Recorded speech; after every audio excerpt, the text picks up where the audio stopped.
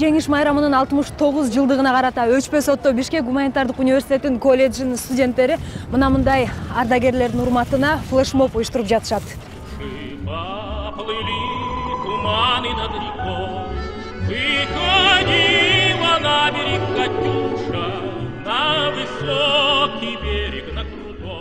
Ушул флешмобду ардагерлерибизге арнап тартуулап жатабыз. Ушул флешмоб аркылуу биздин ыраазычылыгыбызды билдирейин дегенбиз. Биз аябай ыраазыбыз ушул күнгө жеткенибизге.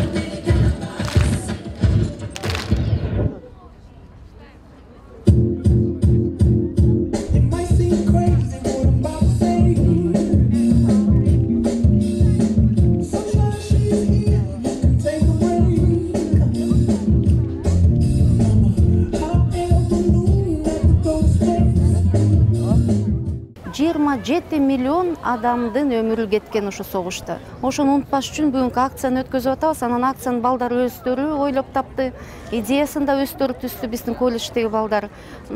Сюжети мындай да, ушу согуш убагында ырлар, бийлерди эстеп, анан ушу өтүп кеткен катышуучуларды, мындай курман болгондорду эстеп, элестетип, анан баары жашоо өз ордуна келе берет да. Анан акырында эми жаштар өнүп атат, өсүп атат, өзүнүн азыркы бийлеген бийлерин бийлеп.